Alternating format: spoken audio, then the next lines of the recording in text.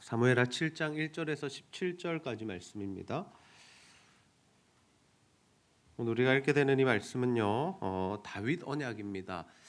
구약의 언약 개념이 굉장히 중요한데, 아브라함 언약도 있고요, 다윗 언약도 있고, 새 언약도 있고, 예수 그리스도께서 우리의 언약의 성취로 오시게 되는데요. 여러분이 사무엘하 7장 1절에서 17절 말씀을 우리 한 절 한 절 교독하여 읽을 때에 하나님께서 어떤 약속의 말씀을 주셨는가 주목하여 보면서 함께 읽어 나가시기를 바랍니다. 제가 먼저 읽습니다. 여호와께서 주의 모든 원수를 무찌르사 왕으로 궁에 평안히 살게 하신 때에 왕이 선지자 나단에게 이르되 볼지어다 나는 백향목 궁에 살거늘 하나님의 궤는 휘장 가운데에 있도다. 나단이 왕께 이르되 여호와께서 왕과 함께 계시니 마음에 있는 모든 것을 행하소서 하니라. 그 밤에 여호와의 말씀이 나단에게 임하여 이르시되 가서 내 종 다윗에게 말하기를 여호와께서 이와 같이 말씀하시되 내가 나를 위하여 내가 살 집을 건축하겠느냐. 내가 이스라엘 자손을 애굽에서 인도하여 내던 날부터 오늘까지 집에 살지 아니하고 장막과 성막 안에서 다녔나니 이스라엘 자손과 더불어 다니는 모든 곳에서 내가 내 백성 이스라엘을 먹이라고 명령한 이스라엘 어느 지파들 가운데 하나에게 내가 말하기를 너희가 어찌하여 나를 위하여 백향목 집을 건축하지 아니하였느냐고 말하였느냐. 그러므로 이제 내 종 다윗에게 이와 같이 말하라. 만군의 여호와께서 이와 같이 말씀하시기를 내가 너를 목장 곧 양을 따르는 데에서 데려다가 내 백성 이스라엘의 주권자로 삼고 내가 가는 모든 곳에서 내가 너와 함께 있어 내 모든 원수를 내 앞에서 멸하였은즉 땅에서 위대한 자들의 이름같이 내 이름을 위대하게 만들어 주리라. 내가 또 내 백성 이스라엘을 위하여 한 곳을 정하여 그를 심고 그를 거주하게 하고 다시 옮기지 못하게 하며 악한 종류로 전과 같이 그들을 해하지 못하게 하여 전에 내가 사사에게 명령하여 내 백성 이스라엘을 다스리던 때와 같지 아니하게 하고 너를 모든 원수에게서 벗어나 편히 쉬게 하리라. 여호와가 또 내게 이르노니 여호와가 너를 위하여 집을 짓고 내 수완이 차서 내 조상들과 함께 누울 때에 내가 내 몸에서 날 내 씨를 내 뒤에 세워 그의 나라를 견고하게 하리라. 그는 내 이름을 위하여 집을 건축할 것이요 나는 그의 나라 왕위를 영원히 견고하게 하리라. 나는 그에게 아버지가 되고 그는 내게 아들이 되리니 그가 만일 죄를 범하면 내가 사람의 매와 인생의 채찍으로 징계하려니와 내가 내 앞에서 물러나게 한 사울에게서 내 은총을 빼앗은 것처럼 그에게서 빼앗지는 아니하리라. 내 집과 내 나라가 내 앞에서 영원히 보존되고 내 왕위가 영원히 견고하리라 하셨다 하라. 함께 읽습니다. 나단이 이 모든 말씀들과 이 모든 계시대로 다윗에게 말하니라. 아멘. 다윗이 온 이스라엘의 왕이 됩니다. 그는 목동의 신분에서 왕의 신분이 되었습니다. 이제 한 나라를 통치하는 왕이 되었고, 그리고 여러 주변 나라들도 이 다윗과 이스라엘 나라에게 고개를 숙이는 일들이 발생합니다. 근데 여러분, 다윗은 자신이 왕이 되었음에도 불구하고 어떤 자세로 살아갔냐면 늘 종의 자세로 살아갔습니다. 하나님을 왕으로 모신 인생이었습니다. 그래서 다윗에게서 나타났던 주요한 특징 중에 하나가 뭐냐면 여호와께 묻는 것이었습니다. 하나님, 내가 이 일을 어떻게 하면 좋겠습니까? 하나님, 내가 전쟁을 하러 갑니까? 가지 맙니까? 하나님, 내가 이 전쟁을 해야 합니까? 하나님, 이기게 하실 겁니까? 아니면 지게 하실 겁니까? 우리가 이렇게 다윗의 하나님 앞에 물어보는 모습들을 통해서 진짜 다윗은 하나님을 왕으로 모시고 살았구나. 다윗은 자신이 왕이었지만 모든 것을 결정할 수 있지만 하나님께 결정권을 드리는 인생을 살았구나 하는 것을 우리가 보게 됩니다. 그런 다윗은 여호와께 묻고 싶어서, 여호와 앞에서 묻고 싶어서 어떤 결정을 하게 되냐면 아예 언약궤를 다윗성으로 옮기려고 합니다. 물론 한번 절차상의 이 문제나 실수가 있었습니다. 그래서 우사가 죽게 되는 일도 있었지만 하나님께서 또 복을 내리셨다. 오베데돔의 집에 복을 내리셨다라는 그 소식을 듣고 이 언약궤를 다윗성으로 모시고 오게 됩니다. 그리고 계속해서 하나님 앞에서 예배하고 하나님 앞에 묻는 그 신앙생활을 다윗이 이어가게 되죠. 이렇게 나라가 안정이 되었습니다. 특별히 하나님께서 다윗에게 평안을 주셨다라고 합니다. 이 평안이라는 단어가 무엇입니까? 쉼을 주셨다라는 겁니다. 이제 누구도 다윗을 대적할 수 없고 다윗을 공격하지 않고 다윗의 마음 가운데 정말 편안한 그 상태, 하나님께서 주시는 안식을 누리며 살게 되었다라는 겁니다. 그때 다윗이 했던 일이 무엇인 줄 아십니까? 다윗의 마음 가운데 어떤 소원이 불일 듯이 일어났는 줄 아세요? 우리 사무엘하 7장 2절 말씀을 함께 한번 읽어보겠습니다. 시작. 왕이 선지자 나단에게 이르되 볼지어다 나는 백향목궁에 살거늘 하나님의 괴는 휘장 가운데에 있도다. 아멘. 지금 다윗의 고백이 무엇입니까? 나는 백향목궁에 산다. 두로왕 히람이 지어준 좋은 궁에 살고 있는데 하나님은 지금 어디에 계시다라는 겁니까? 하나님의 괴는 휘장 가운데 있도다. 천막 가운데 있도다. 성막 가운데 있도다. 그래서 하나님을 향해서 좋은 집을 지어드리고 싶은 그 선한 마음이 불일 듯이 일어났다라는 거죠. 하나님 앞에서 정말 이 하나님을 사랑하는 마음, 존대하는 마음으로 하나님의 전을 짓고 그곳에서 예배하고 싶은, 다시 말해서 하나님을 잘 모시고 싶은 마음이 있었다라는 겁니다. 여러분, 자녀들에게도 이런 마음이 있습니다. 야, 우리 집은 정말 좋은 집에 사는데, 우리 집은 정말 60평, 70평 좋은 고급 아파트 빌라에 사는데 부모님이 초가집에 사신다면 자녀들이 이런 마음이 생기지 않겠습니까? 아, 부모님 좀 좋은 집으로 모시고 싶다라는 마음이 생기지 않겠습니까? 마찬가지입니다. 다윗은 하나님을 너무나도 사랑했고 하나님을 왕으로 모시고 살았기 때문에 하나님을 향한 그 전을 지어드리기를 원하는 마음들이 일어났다라는 거죠. 그리고 그 옆에 있었던 나단 선지자에게 그 이야기를 하자 나단이 뭐라고 이야기하냐면 왕이여 당신의 마음에 있는 대로 행하소서라고 이야기합니다. 좋은 일인 것을 알았습니다. 하나님 기뻐하실 만한 일인 것도 알았습니다. 그런데요, 하나님께서 그날 밤에 나단에게 나타나십니다. 말씀을 주십니다. 근데 그 말씀의 주요한 내용이 무엇이냐면 일단은 다윗의 성전 건축을 거절하시겠다라는 것이었고 그 이후에 이어지는 말씀이 바로 유명한 다윗과 맺은 언약의 내용입니다. 여러분, 하나님께서 다윗과 어떤 언약을 맺으셨을까요? 하나님께서 다윗과 맺으신 언약의 내용이 무엇이겠습니까? 더 나아가서 그렇다면 하나님께서 우리에게 이 다윗 언약의 말씀을 어떻게 이루시고 성취해 가실까요? 다윗은 자신의 인생에 평안이 임하자 여호와의 전을 건축하고 싶은 마음이 생겼죠. 근데 보통 사람들은 그렇지 않습니다. 여러분, 평안해지셨습니까? 아직도 치열하게 살아가고 계신 분들이 많으시죠. 고되게 사는 분들이 많으시고 내 삶에 평안과 안식과 쉼이 임했다라고 그렇게 평가할 만한 삶을 우리는 살아가지 못하고 있습니다. 현대 사회가 그런 것 같습니다. 정말 힘들고 어렵고 분주하고 나이가 들어서도 계속 일을 해야 되고 생계를 위해서 애써야 하는 그런 시대를 우리가 살아가고 있습니다. 근데 보통은 사람들이 조금 더 잘 살게 되었을 때, 편안해졌을 때, 배부르게 되었을 때, 노후 걱정을 하지 않게 되었을 때 그들이 선택하는 일은 무엇이냐면 하나님을 어떻게 하면 더 잘 섬길까를 선택하지 않습니다. 보통 신앙이 해이해지게 됩니다. 어떻게 됩니까? 말씀도 잘 읽지 않고 기도 생활도 잘 하지 않고 하나님께서 주신 복을 누리고 있는데 역설적으로 하나님 주신 복들로 인해서 하나님과 멀어지는 경우가 많다라는 거죠. 하나님이 복을 베푸셔서 평안해지면 더욱더 하나님을 예배하는 삶을 살고 하나님을 위한 삶을 살고자 애쓰는 마음 또는 이 불일 듯이 그런 마음들이 일어나야 되는데 오히려 그 하나님을 사랑하거나 하나님을 위한 삶을 잘 살지 않는다라는 거죠. 세간에 이런 이야기들이 들려집니다. 어르신들에게 주로 들려지는 이야기인데요. 절대로 자녀들에게 유산을 빨리 물려주지 말라. 여러분 혹시 이런 말씀 들어보셨습니까? 절대로 자녀들에게 유산을 빨리 물려주지 말라. 왜인 줄 아십니까? 자녀들이 그 유산을 받으면요, 부모를 더 사랑하고 잘 섬기고 공경하는 것이 아니라 부모 집에도 잘 오지 않는다라고 합니다. 바쁘다는 핑계로.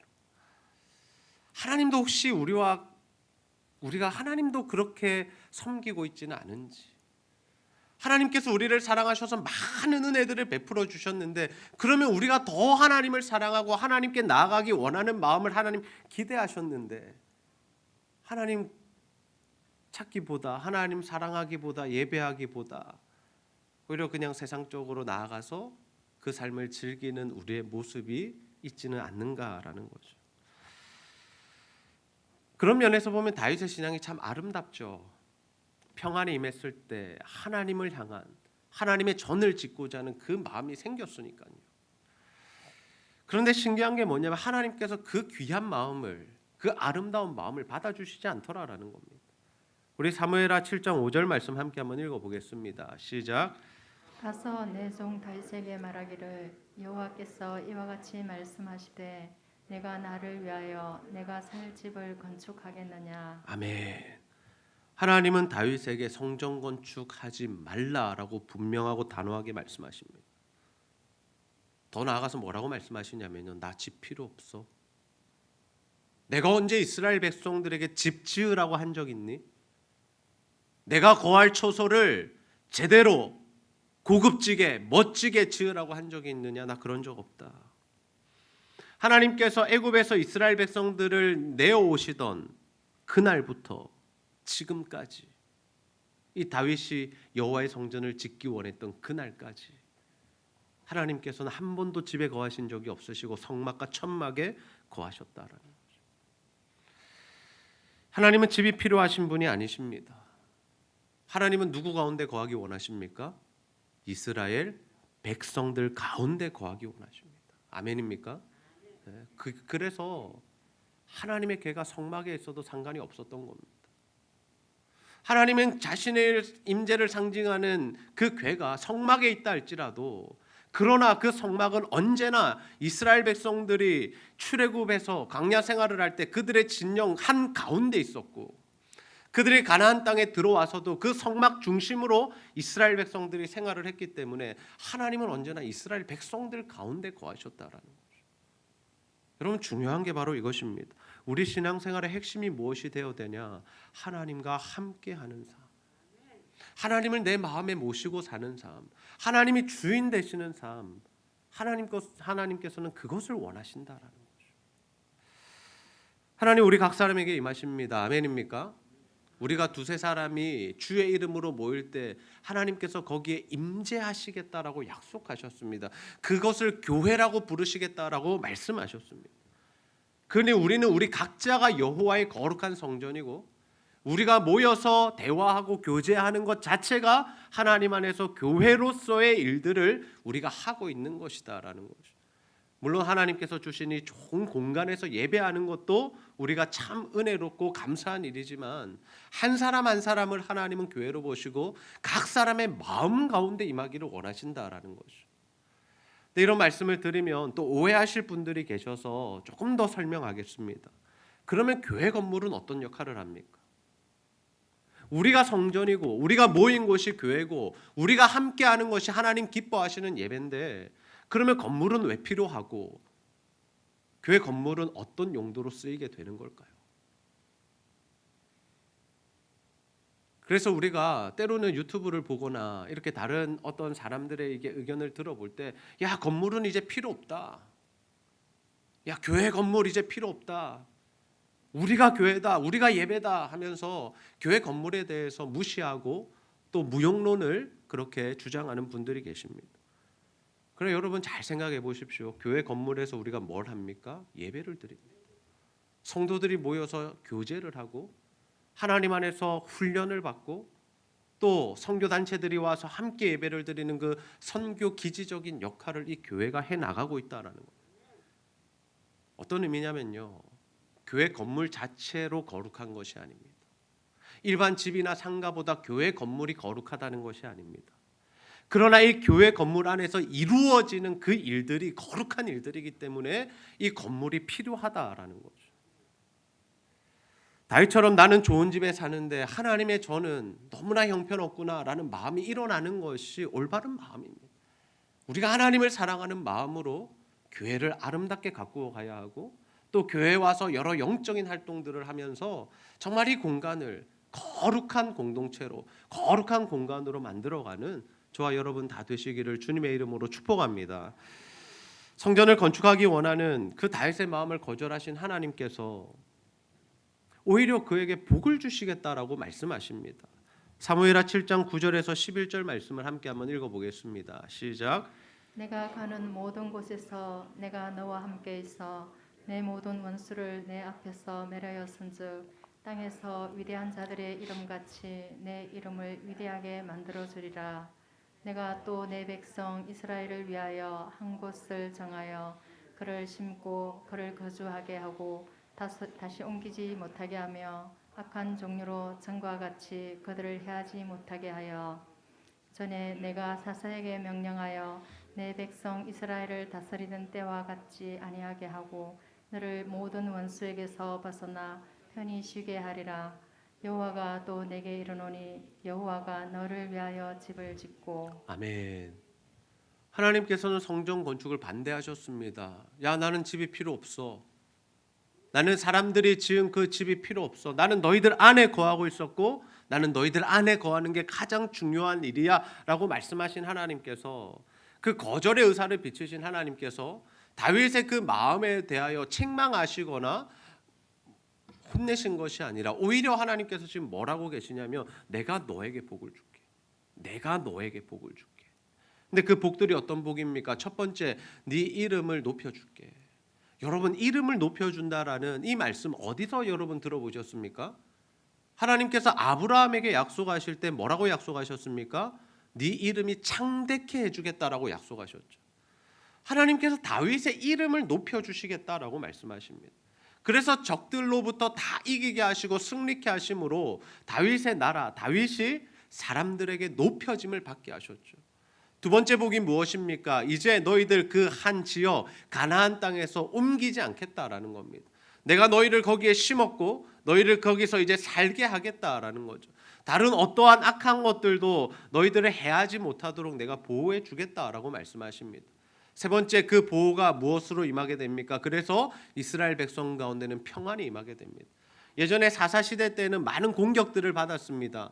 그러나 하나님께서 그들을 평안케 하시겠다라고 약속하시니까, 쉬게 하시겠다라고 약속하시니까 실제로 다윗의 때에 이제 다른 나라들이 조공을 바치러 오고 평안의 그 언약을 맺기 위해서 찾아오지 전쟁을 일으키거나 막 다윗을 죽이려고 달라들지 않았다라는 거죠. 지금 하나님께서 다윗에게 이러한 은혜와 이러한 복들을 약속하고 계시다라는 거죠. 근데 이 말씀이 마무리되면서 그에게 주시겠다고 하신 그 복의 말씀 가운데 정말 중요한 말씀이 등장하는데요. 그 말씀이 무엇이냐면요, 내가 너를 위해 집을 짓겠다라고 말씀하십니다. 다윗이 하나님을 위해서 집을 지어 드리고자 하는 마음이 있었는데 하나님 그거 받지 않겠다라고 말씀하시면서 오히려 뭐라고 말씀하시냐면 내가 네 집을 지어 줄게. 내가 너의 집을 지어 줄게 라고 말씀하고 계시다라는 거죠. 나는 너의 도움 따위는 필요 없어. 나는 사람의 도움은 필요 없어. 나는 나 자체로도 완전하고 충만하고 완전한 존재야 라고 하나님께서 말씀하시면서 나의 도움이 필요한 건 바로 너야. 나의 은혜가 필요한 대상은 바로 너야. 너는 나의 은혜로만 살 수 있어 라고 지금 다윗에게 말씀하고 계시죠. 여러분, 우리가 신앙생활하면서 때로는 우리가 하나님 앞에 많은 것들을 드리게 됩니다. 시간을 드리고 열정을 드리고 에너지를 드리고 물질을 드리고 더 많은 것들을 하나님 앞에 우리가 드리게 되죠. 그러나 우리가 그것들을 하나님 앞에 드리면서 한 가지 착각하지 않아야 할 것이 무엇이냐면요, 내가 하나님 나라 세워가고 있어 라는, 교회는 내가 없으면 안 돼 라는 그러한 의식들은 우리가 가져서는 안 된다라는. 여러분, 교회는 어떻게 세워지게 됩니까?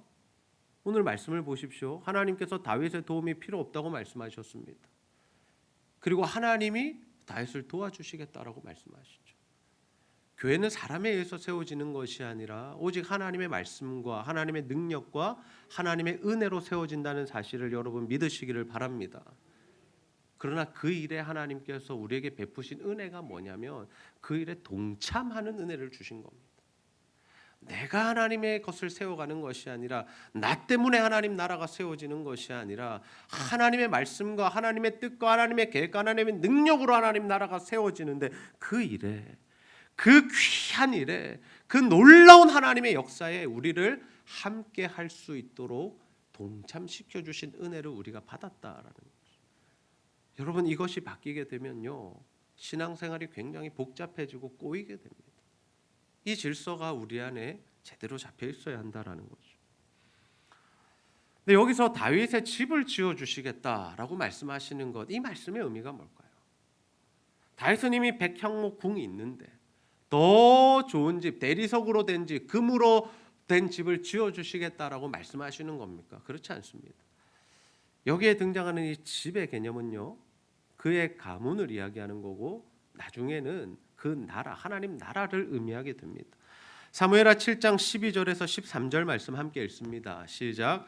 내 수완이 차서 내 조상들과 함께 누울 때에 내가 내 몸에서 날 내 씨를 내 뒤에 세워 그의 나라를 견고하게 하리라.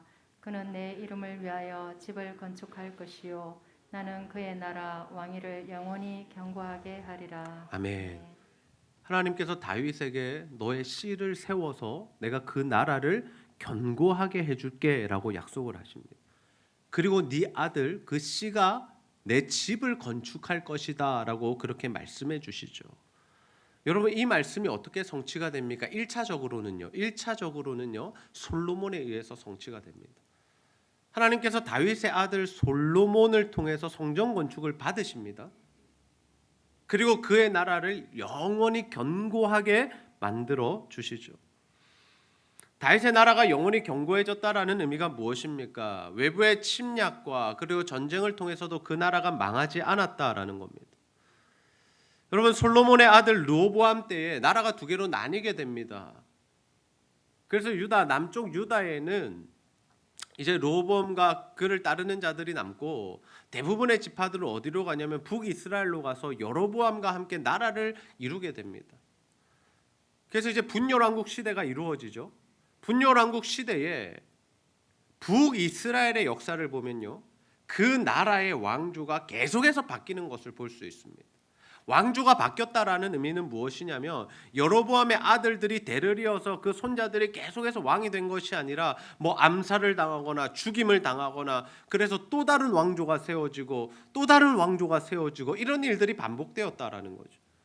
근데 신기하게도 남유다는 어떻게 되냐면 계속해서 다윗의 혈통이, 다윗의 가문에서 다윗의 후손들이 왕위를 이어가는 이 은혜를 받았다라는 거죠. 하나님의 말씀이 성취가 되는 겁니다. 그런데 이 말씀은 여기서 끝나지 않습니다. 다윗의 씨 그리고 그의 나라 왕위, 이 말씀들이, 이 단어들이요, 이 개념들이 전부 다 이중언어입니다. 이중언어라는 게 뭐냐면 하나만 딱 의미하는 것이 아니라 그 뜻을 여러 가지로 갖고 있고 포함하고 있다라는 거죠. 그래서 다윗의 시를 우리가 솔로몬으로 해석하지만 사실은 신약까지 쭉 읽어 나가다 보면 이 다윗의 씨가 누구인 것을 우리가 알 수 있습니까? 예수 그리스도로 이어지게 된다. 그의 나라 이스라엘이었는데 그의 나라가 어디로 이어지게 되냐면 하나님 나라, 이 시대의 교회로 또 이어지게 되죠.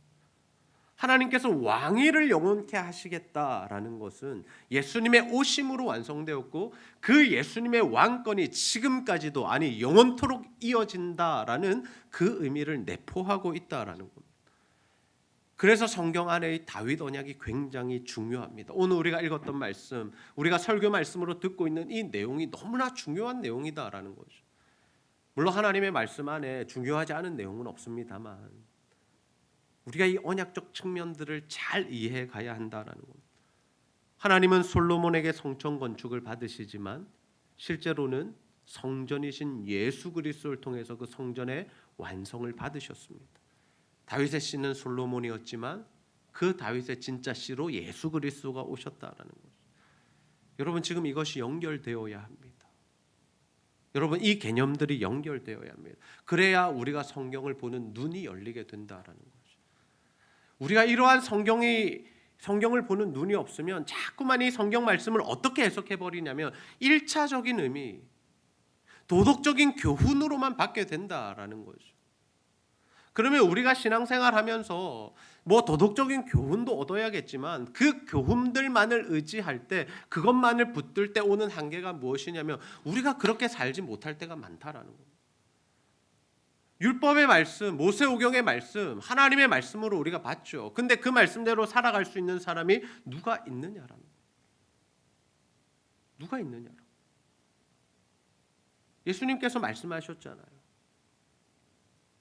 누군가를 미워하는 게 살인죄라고. 여러분, 그 말씀 앞에서 우리가 어떻게 자유할 수 있습니까? 우리 여러 사람 죽였는데 이미. 그럼 살인자가 어떻게 천국에 들어갈 수 있습니까? 그래서 우리가 하나님의 말씀을 읽을 때는요, 물론 1차적인 의미를 파악하는 것도 중요하죠. 하나님께서 그 백성들에게 그 말씀을 주셨던 그 배경들을 이해하는 것도 필요합니다. 그러나 결국에는 뭐가 필요하냐면 모든 말씀을 예수 그리스도 안에서 해석할 수 있는 능력이 필요하다라는 거예요. 이 말씀이, 이 구약의 말씀, 다윗에게 주신 언약의 말씀이 예수와 어떻게 이어지는가, 우리가 믿는 이 예수님 안에서 이 말씀들을 어떻게 해석할 수 있는가, 이것을 알아야 한다라는 겁니다. 하나님 다윗과 언약을 맺으시며 예수님의 오심을 나타내고 계신 겁니다. 우리는 다윗과의 언약만을 보고 있지만, 다윗에게 복을 베푸시는 그 하나님을 보고 있지만, 사실은 이 말씀은 예수가 오게 하는 말씀이고, 그 예수 안에 있는 우리들에게 주어지는 하나님의 놀라운 은혜가 무엇인지를 보게 한다라는 거죠. 이제 이 말씀은 우리의 삶 가운데 한번 적용시켜 봅시다. 여러분, 다윗의 언약이 하나님께서 다윗과 맺으신 언약인데, 그리고 심지어 예수님께서 오심으로 이 말씀이 성취가 된 것 같은데 우리와는 어떤 관계가 있을까요? 사무엘하 7장의 말씀을 읽으시면서 이것을 우리에게 주시는 말씀으로 받을 수 있어야죠. 이건 다윗에게 주신 말씀이야, 이것은 예수님께만 해당되는 거야가 아니라 하나님께서 이 말씀을 두고두고 남기시고 하나님의 사랑하시는 백성들이 우리에게 주시는 의미가 분명히 있다라는 거죠.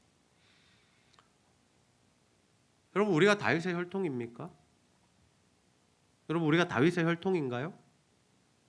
다윗의 혈통들은 영원히 왕위를 잃지 않고 하나님의 복을 받겠다라고 말씀하셨는데, 우리가 다윗의 혈통이면 그 복을 받겠죠. 그러나 다윗의 혈통이 아니면 그 복을 받을 수가 없죠. 여러분, 다윗의 혈통이십니까? 긴가민가 하시죠. 예수 그리스도가 오신 이후에 이 혈통의 개념이 무너지게 됩니다. 무슨 의미냐면요, 유대인들이 늘 주장했던 게 아브라함의 혈통이었습니다. 아브라함의 혈통이기 때문에, 우리는 다윗의 후손이기 때문에 우리에게만 구원이 임한다라고 생각했어요. 근데 주님이 뭐라고 말씀? 아니야. 나를 믿는 자는 죽어도 살겠고 나를 믿는 자는 영생을 얻을 거야 라고 말씀하셨죠. 그리고 사도 바울이 결정적으로 한 말씀이 무엇입니까? 이제는 육체적 혈통이 중요한 게 아니고, 육체적 할례가 중요한 게 아니고 마음의 할례가 필요하고, 이방인이라도 아브라함의 자손이 될 수 있다라고 분명히 말씀했죠. 여러분, 우리가 예수를 믿게 될 때 누구의 혈통이 되는 겁니까? 아브라함과 다윗의 혈통이 되는 겁니다. 왜요? 우리는 예수님 안에 한 가족이니까.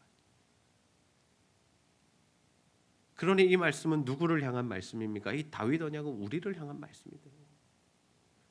우리를 향한 말씀. 예수님의 왕위는 영원합니다. 아멘입니까? 예수님의 왕위는 아무도 건드릴 수 없습니다. 그런데 그 예수님 안에 우리가 거하고 있기 때문에 이 말씀이 우리에게도 임하죠. 그래서요, 세상이, 사탄이 교회를 흔들고 성도를 공격하고 아무리 무너뜨리려고 할지라도 우리는 어떤 겁니까? 안전한 겁니다. 하나님이 우리를 보호하고 계신 겁니다. 하나님이 우리를 지켜주고 계신 겁니다. 하나님 우리의 구원을 이루어 가십니다. 아무도 우리의 구원을 흔들 수가 없는 겁니다. 로마서 말씀처럼 위험이나 적신이나 칼이나 위협도 우리를 하나님의 사랑 안에서 끊어낼 수가 없다라는 거죠. 그리고 하나님께서는 우리의 삶과 사역을 통해서 결국에는 예수 그리스도를 나타내십니다. 예수 그리스도를 나타내시죠. 우리를 뭐라고 불러주십니까? 왕 같은 제사장이라 불러주시죠. 어떤 의미입니까?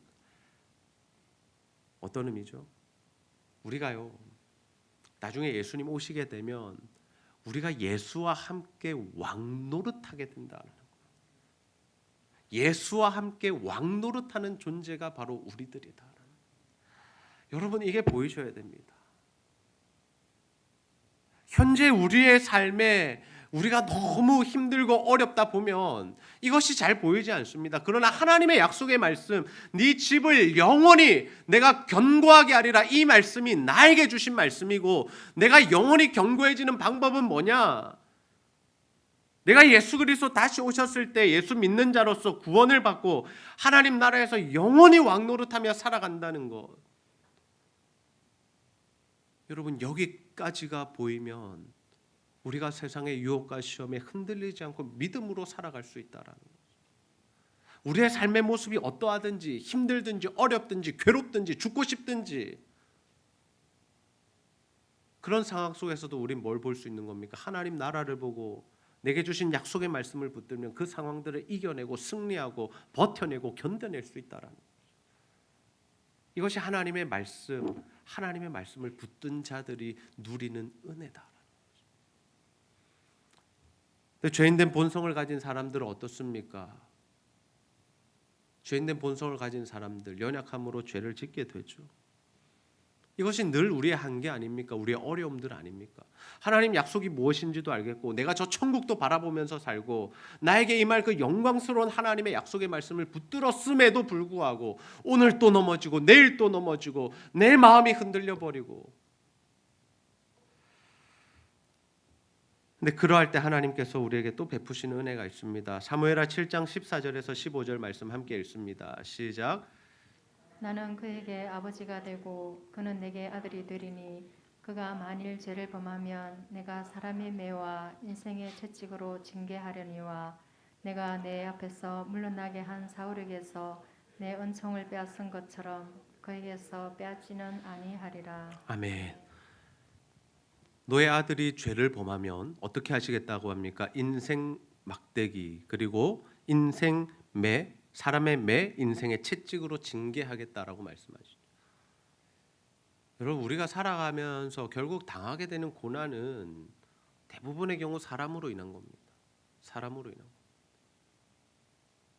우리가 사람들과의 관계 속에서 고난을 당하죠. 아픔을 겪죠. 상처를 받습니다. 트라우마를 가지게 됩니다. 근데 이 일들이 누가 주시는 거라고요? 하나님께서 우리에게 주시는 거라고.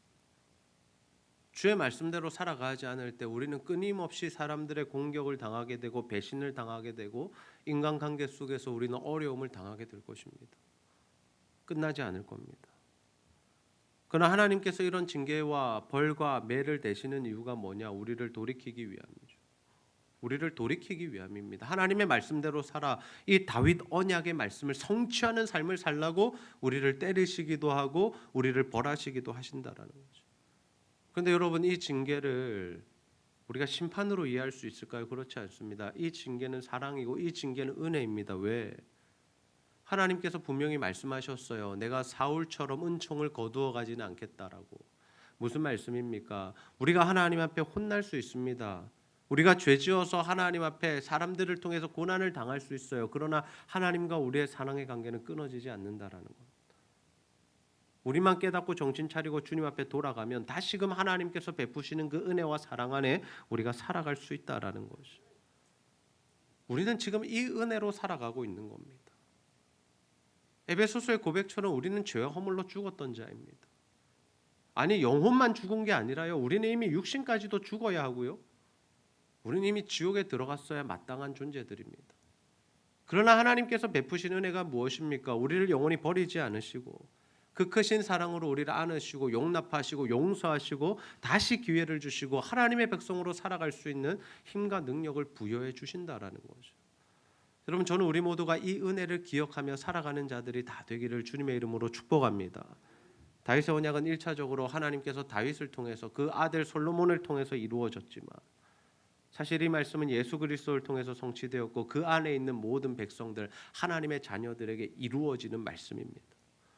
하나님께서 우리를 택하셨습니다. 우리를 부르셨습니다. 그리고 우리를 보내셨고 하나님의 일을 감당하게 하고 계십니다.